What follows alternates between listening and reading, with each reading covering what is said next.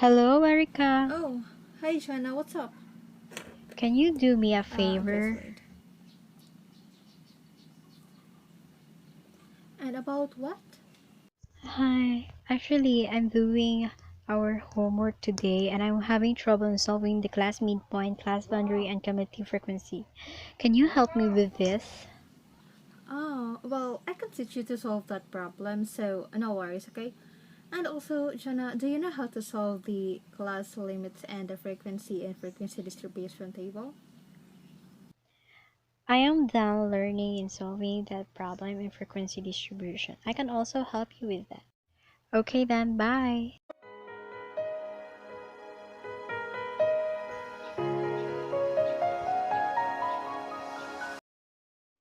Hello, Gina. Hi, Erica. Sorry to bother you about this again, huh? So no problem. So before we start, can we proceed to the discussion of frequency distribution? Let us have a quick review in the measure of central tendency. Measure of central tendency.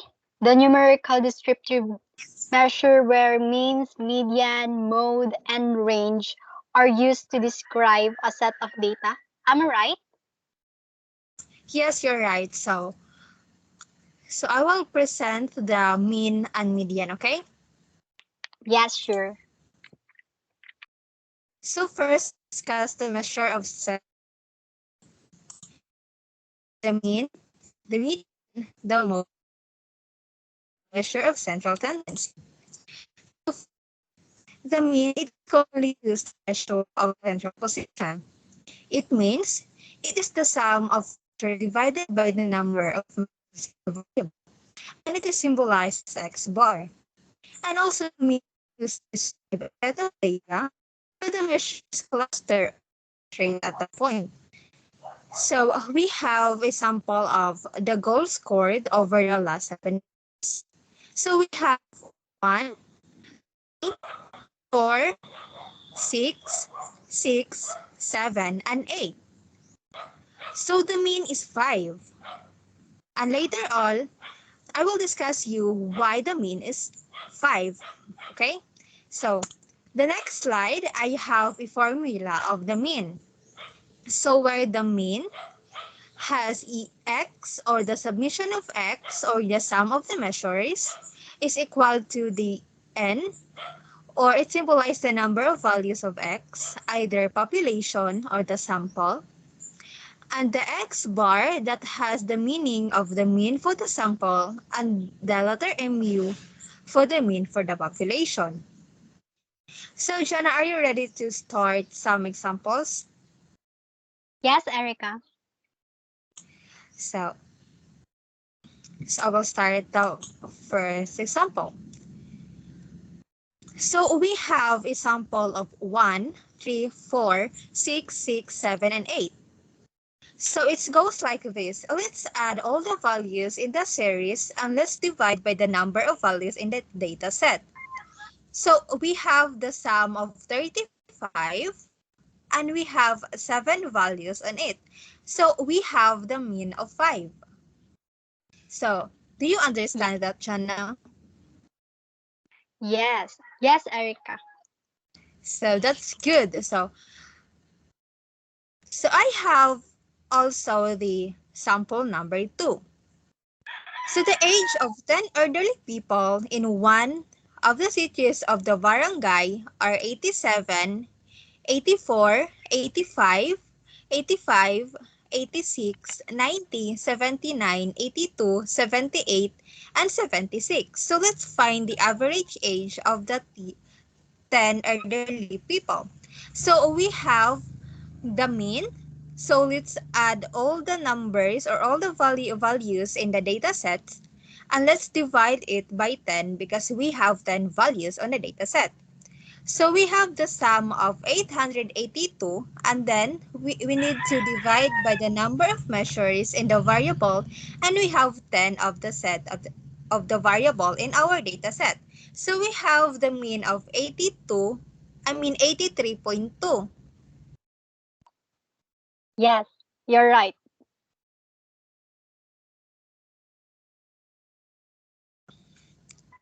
So let's continue to the median. So I think it's clear what I was explaining about the mean. Yes, Erika. So that's good. So next we have the median. So the median is in the middle or in the term in the set of data arranged in either increasing or decreasing order. So the median is a positional measure. Thus, the value of the individual measures in the set of the data do not affect the list of it. So, the median is the middlemost value of the given series that represent the whole class of the series.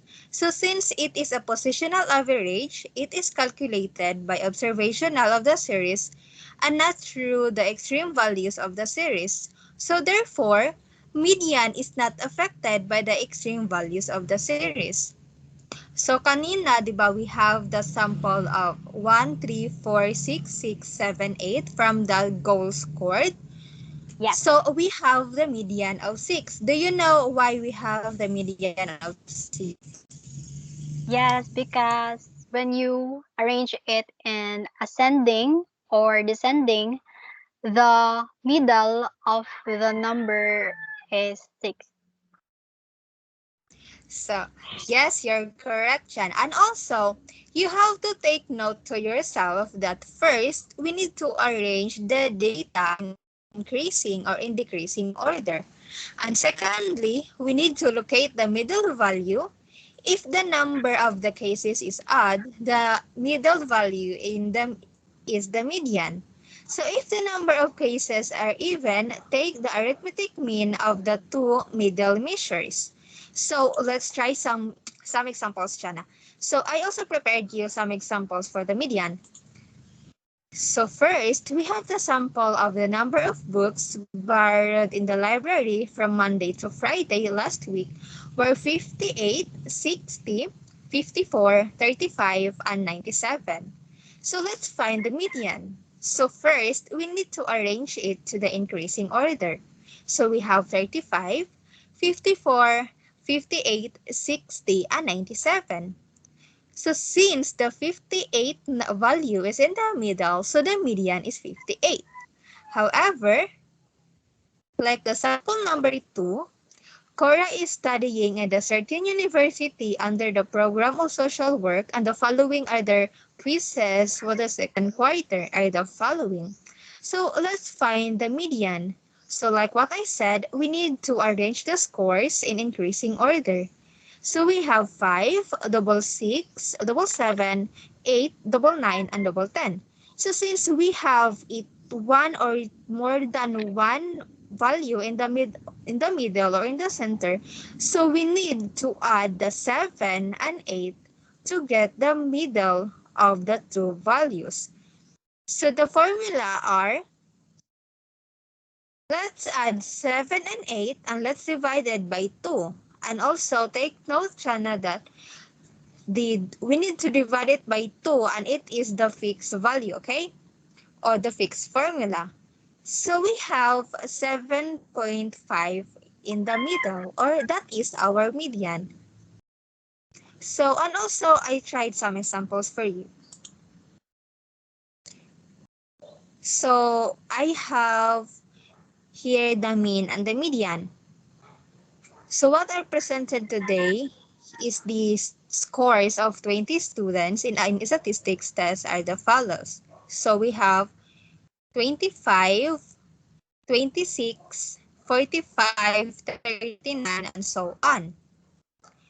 So why it is the mean is 35.25? Can you please explain that, Shana? The mean is 35.25 because when you add all the data set and divided by it to the number of data, it will result to 35 to 25. So good. And you're right, Jana. So it is very simple and easy, diba? Yes. So we have the median next. So since we have two values or more than one values in the center, So we need to add and divide it by 2. That's why we have 35. Yes. And also this is our last examples for you. So we have 66, 66, 65, 67, 67, 68, 69, 71, 72, and 73. So the mean is 67.7 and the median is 67.5. So I hope, Jana, what I explaining to you right now is very simple and easy to understand, right? Yes, Erica. So can you please do me a favor to explain the mode and the range, please? Sure, I will explain to you the mode and the range. Okay, thank you. So now, Erica, I'm going to discuss the mode of measures of central tendency. So what is mode? Mode is the value of frequency distribution which occurs most frequently. Most frequently means that what number shows frequently in a data set. So the denoted by symbol X like this. This is the symbol of mean. It has the highest frequency. So the properties of the mode first is the most easily to determine the measure of central tendency, but is very unstable. And second is not affected by the extreme values. So the uses of the mode is used for nominal or categorical data. And second, it is not necessary to arrange the item before the mode is known because the mode is will know when you see the frequently number shows in a data set. So here's are the example.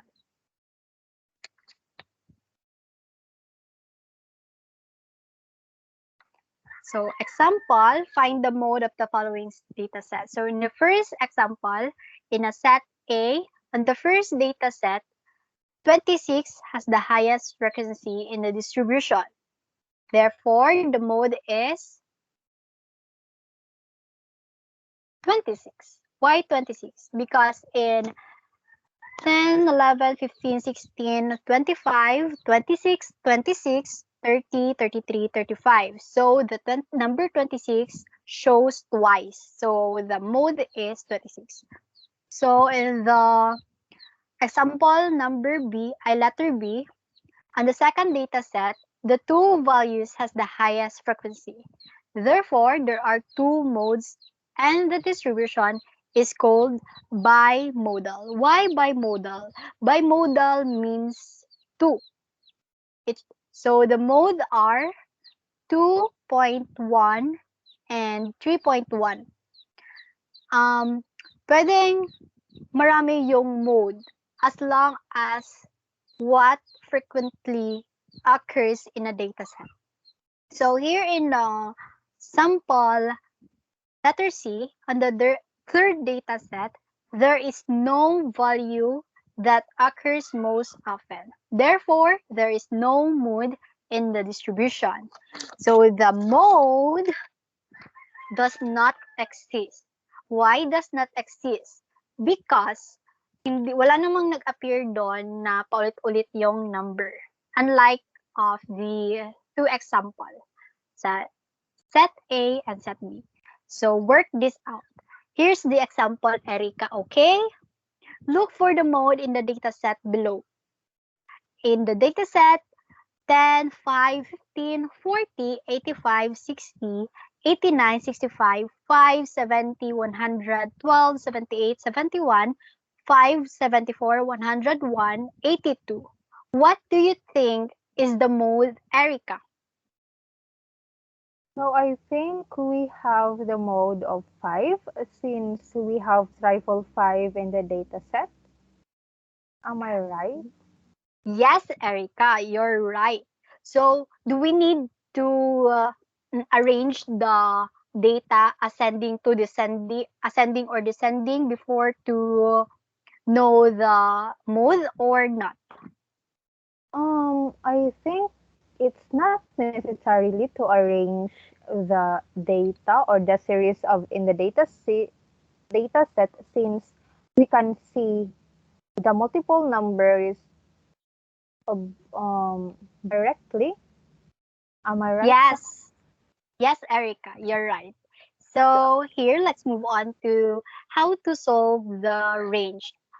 So now, Erica, we will move on to the frequency distribution. What is frequency distribution? Frequency distribution is defined as an orderly arrangement of data classified according to the magnitude of the observations. If the number of measures in consideration is rather big, the presentation of data is further simplified by grouping the measures into class intervals. Also, the frequency distribution is an arrangement of data in tabular form, where tabular like that, where data are grouped into different classes or categorized and then determine the number of observations or occurrences fall in each of the classes.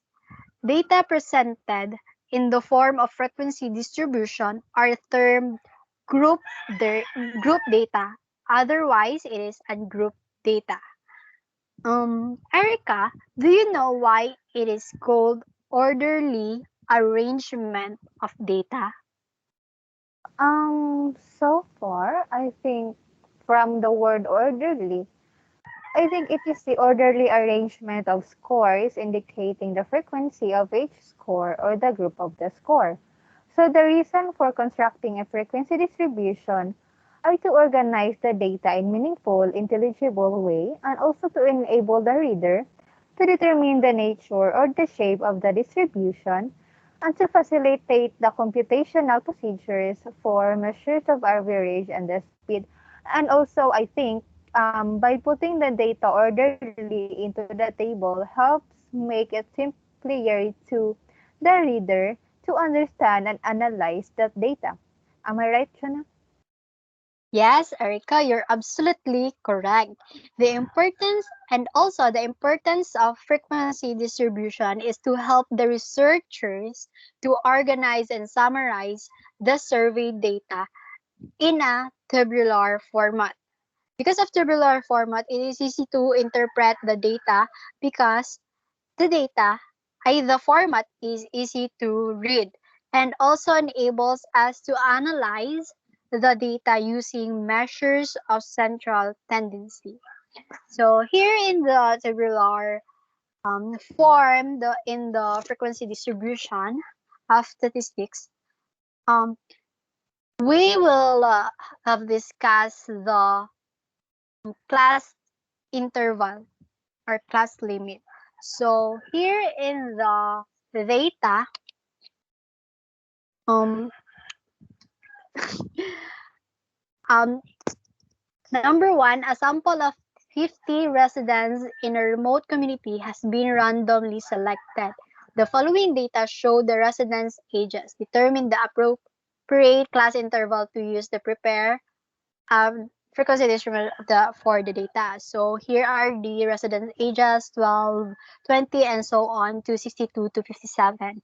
So how we solve the class interval is first is we will determine the range. So how we solve the range.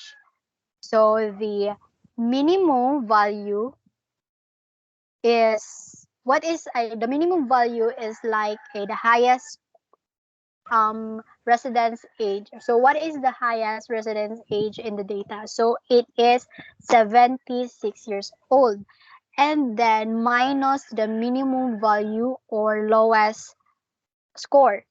So the lowest residence age in the data is 10 years old. So the minimum value minus minimum value is equal to range. 76 minus 10 is equal to 66. So our range is 66, 66. So here, and how to solve the class interval is we will use the fixed formula. 1 plus 3.3 log n. So what is the n? N means the number of data sets. So we have a 50 data, the residence age. We have 50. So log in your scientific calculator, we have the log, then 50. It will resulted to 1.69. 897. So you click the times 3.3 times 3.3 according to the fixed formula that we have. And the answer is 5.60. But we will gonna round it off because the next number is 6. So let's say it's 5.61 or 7. So 5.61 plus 1, 1 is from the fixed formula that we have, plus 1. So the answer is 6.61 or approximately 7. So the class interval size 66 divide, we have a range 66. So divided by it to the number of class 7, we have 7. 66 divided by 7 is equal to 9.42 or 10. But to simply to know the class interval, we will use the 9. So next to the tabular data, a tabular form.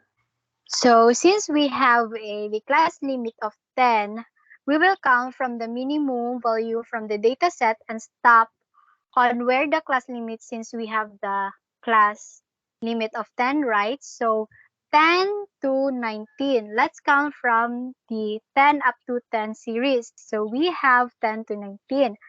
10, 11, 12, 13, 14, 15, 16, 17, 18, 19. And 20 to 21, we have 10 class of limits and so on to 70 to 79. So here in a class limit are the least and the greatest numbers that can belong to the class.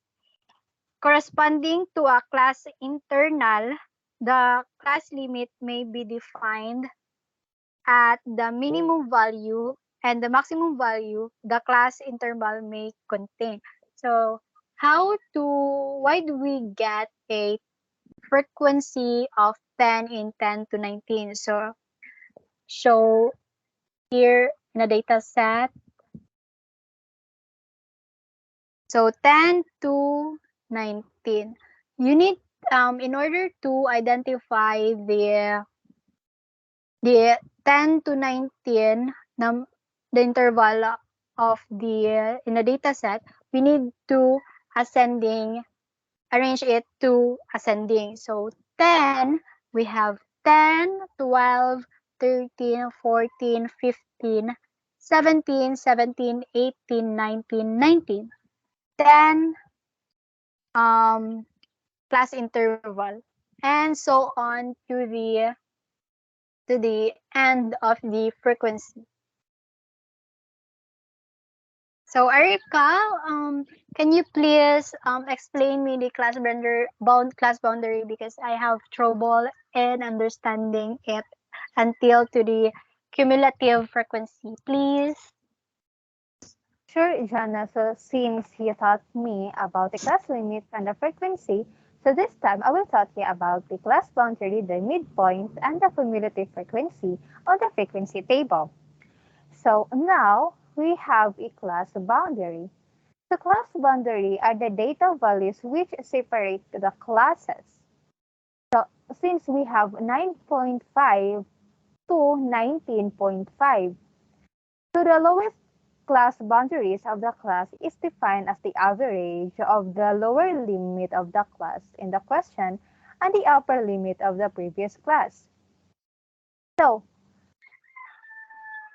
in the class limits, we have 10 to 19, and on the class boundaries, we have 9.5 to 19.5. So, why so?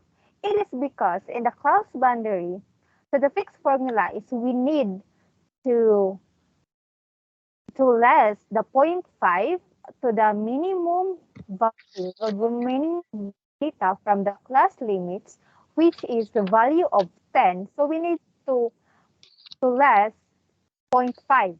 So we have 0.5, and in the class we have 19. However, in the class boundaries, we have 19.5.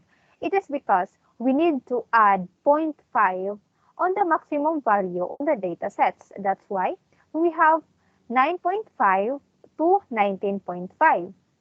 And on the so the second class limits, we have 20 to 29. It is because, like what I have said earlier, we need to less to the minimum value and add to the maximum value.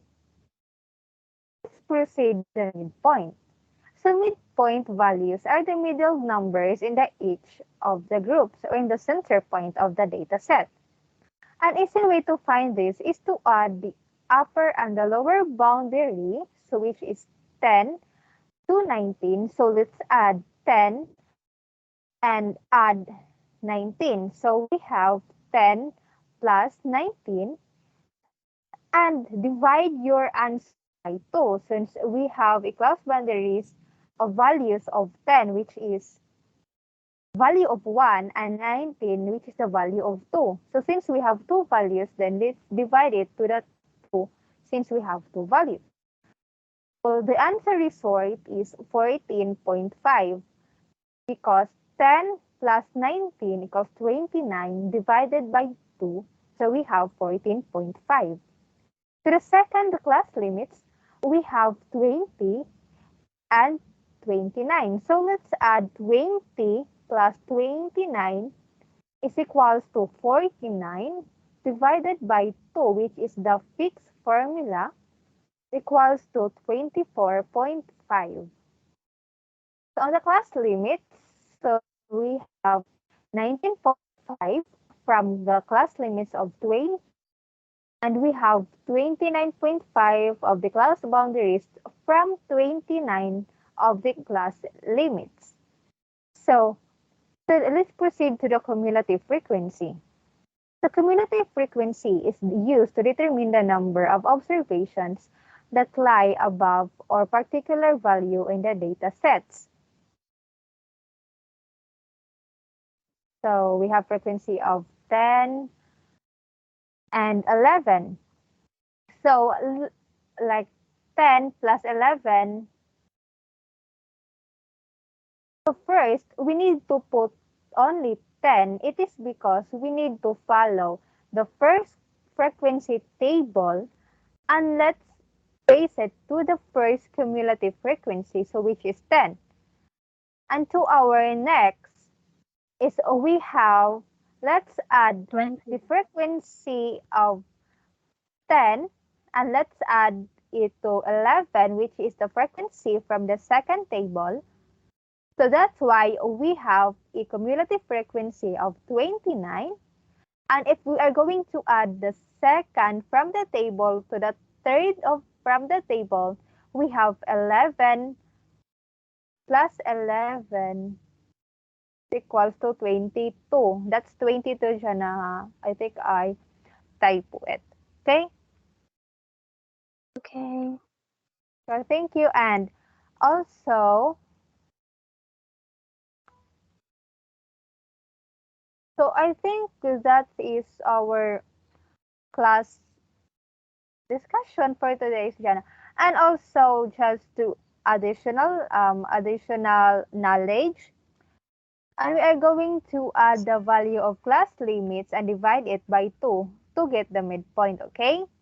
And to Okay. get the cumulative frequency, so let's copy the first value from the frequency table and add it to the second frequency table to get the second table of the frequency.